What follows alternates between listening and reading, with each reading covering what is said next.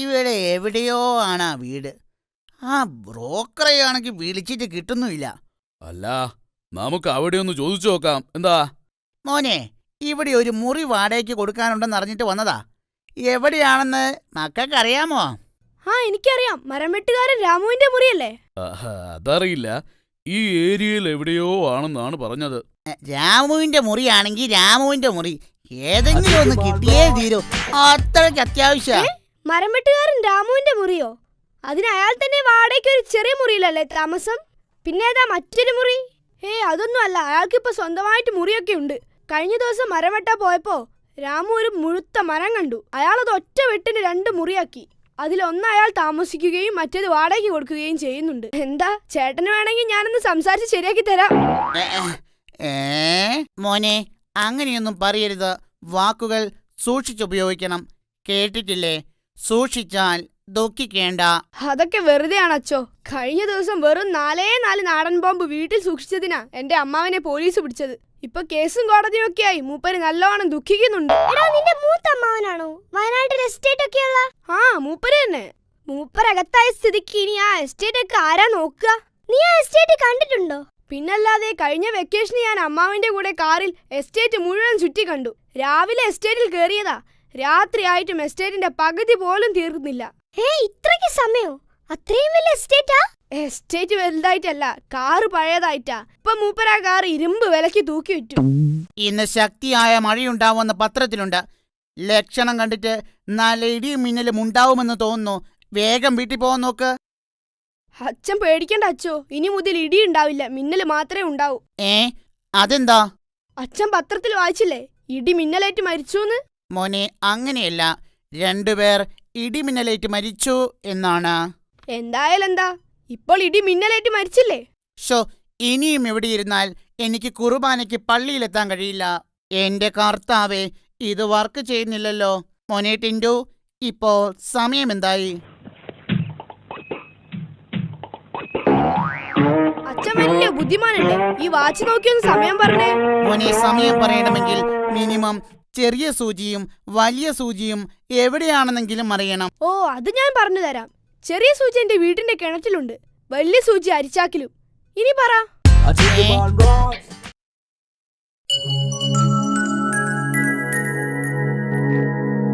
എടാ ടിൻഡു, നീ ആ തീപ്പെട്ടി ഒന്നെടുത്തേ. ഈ വേസ്റ്റ് ഒക്കെ ഒന്ന് കത്തിക്കണം. വേഗം വേഗം.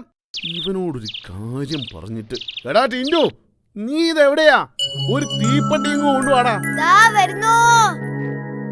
ഒരു തീപ്പെട്ടി ചോദിച്ചിട്ട് നേരം എത്രയായി? ഈ കണക്കിന് ഒരു തീവണ്ടി ചോദിച്ചിരുന്നേ.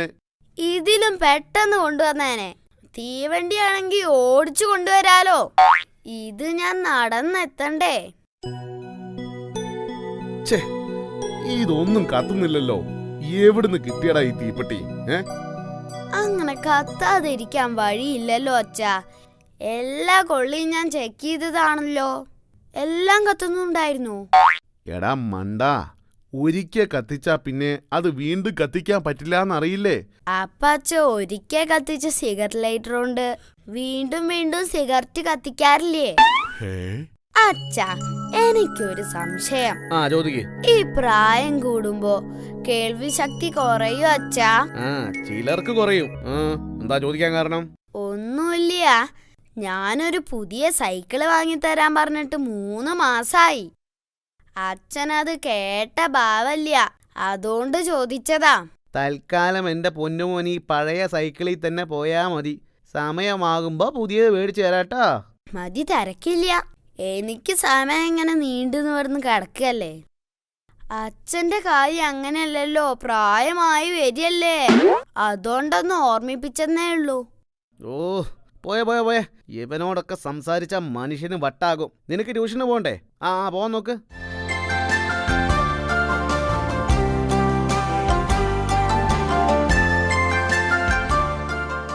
എടാ ടിൻഡു, അങ്ങനെ നീ ആ ഡുണ്ടുമോളെ വളച്ചു അല്ലേ? ആര് പറഞ്ഞു? ഒന്നും പറയണ്ട.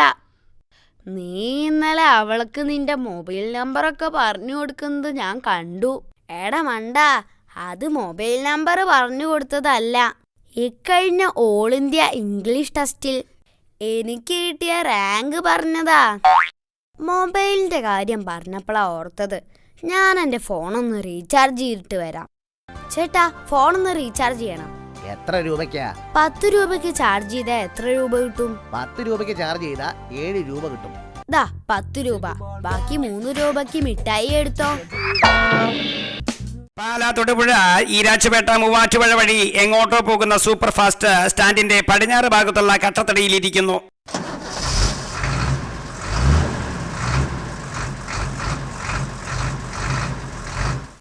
Ticket ticket ticket.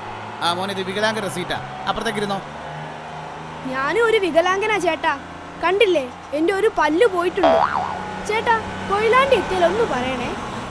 ഓ, പറയാം.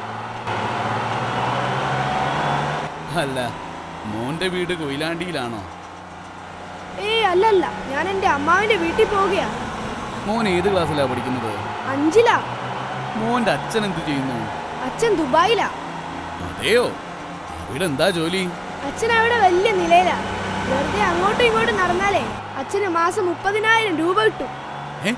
വെറുതെ അങ്ങോട്ടും ഇങ്ങോട്ടും നടന്നാൽ 30,000 രൂപയോ? അതെന്ത് പണിയാ? വെറുതെ എന്ന് പറഞ്ഞാ, അങ്ങോട്ട് നടക്കുമ്പോ തലയിൽ ഹോളോ ബ്രിക്സ് ഉണ്ടാകും, ഇങ്ങോട്ട് വരുമ്പോൾ തലയിൽ സിമന്റ് ചാക്കും. അപ്പൊ കൽപ്പണിക്കാരനാണല്ലേ?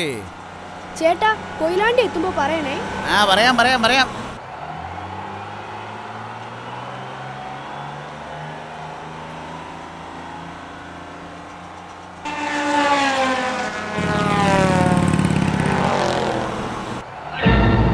ചേട്ടാ, കൊയിലാണ്ടി എത്തിയോ? അയ്യോ, കൊയിലാണ്ടി കഴിഞ്ഞല്ലോ മോനെ. അയ്യോ, ഞാൻ പറഞ്ഞതല്ലേ കൊയിലാണ്ടി എത്തിയാ പറയണെന്ന്. ഞാനിപ്പോ എന്താ ചെയ്യാ? ഇടോ, തന്നോട് ഈ കുട്ടി പറഞ്ഞതല്ലേ കൊയിലാണ്ടി എത്തിയാ പറയണമെന്ന്. താൻ എന്ത് പണിയാ കാണിച്ചേ? അത് പിന്നെ ഞാൻ ഒന്നും പറയണ്ട. മര്യാദക്ക് വണ്ടി തിരിച്ചു വിട്. വണ്ടി തിരിച്ചു വിടാനൊന്നും പറ്റില്ല. വണ്ടി തിരിച്ചു വിടാ. വണ്ടി തിരിച്ചു വിടാനാ പറഞ്ഞത്. വണ്ടി തിരിച്ചു വിട്. ആ കൊച്ചിനെ അവിടുന്ന് മാറ്റി കൊടുക്കണം.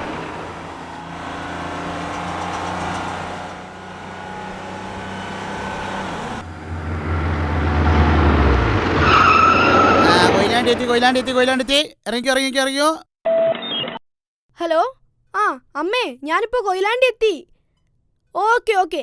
ശരി. അമ്മ പറഞ്ഞിട്ടുണ്ട് കൊയിലാണ്ടി എത്തിയാ വിളിക്കണമെന്ന്. Tidderman rocks, TNT rocks.